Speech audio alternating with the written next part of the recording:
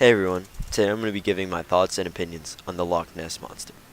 This ride is the oldest existing coaster that is currently operating at Busch Gardens, Williamsburg.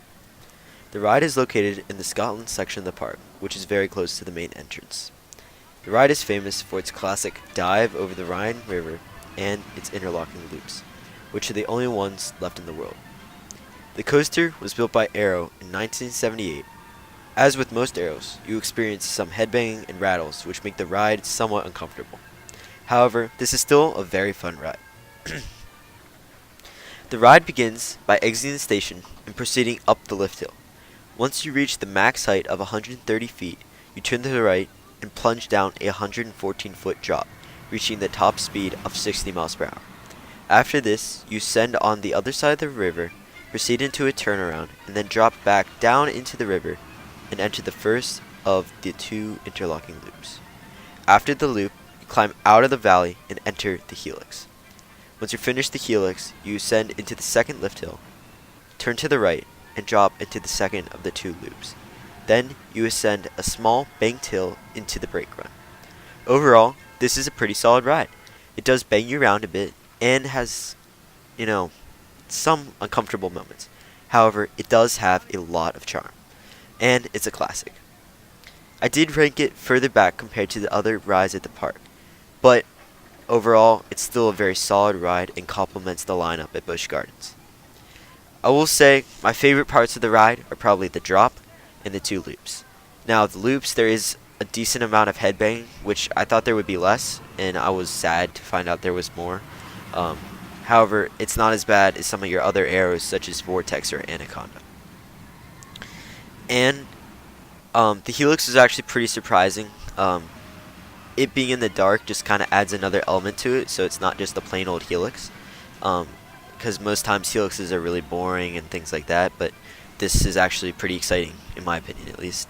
And also, I like how it's a long ride. Well, it's kind of a long ride because the chain lifts, having one in the middle kind of breaks it up, making you feel like it's longer, even though it's not necessarily. And you know what? It's just a fun ride. It's not the most intense at the park. It's not the best at the park. However, I think it's just a solid ride all around, and it's really cool. The history behind this ride.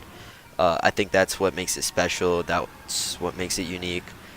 People all over the place, they know the Loch Ness because of its age and its history and things like that. So I think that's what makes it a good coaster all around, honestly. It does lack in kind of like the comfort levels. The air restraints suck so much. I really hate them. They're really janky. But, overall, it's a fun ride. I honestly love the drop. It's surprisingly good for an Arrow. Like Anaconda's drop sucks. I don't remember much of Vortex's drop.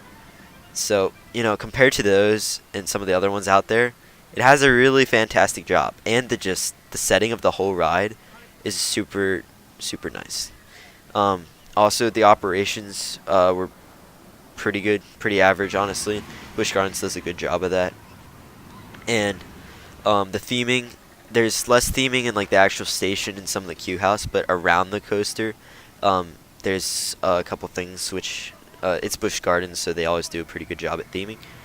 This is probably one of their less themed rides. However, they still put a lot of effort into it, and you can see how they're trying to maintain it well. Maintenance, like, it just looks nice. I was at Six Flags America the other day, and that park just looks so bad. And you go to Busch Gardens, and you're just amazed by how nice it looks. So, Loch Ness doesn't disappoint at all in that category. Yeah, there's not much I don't like about this ride, honestly.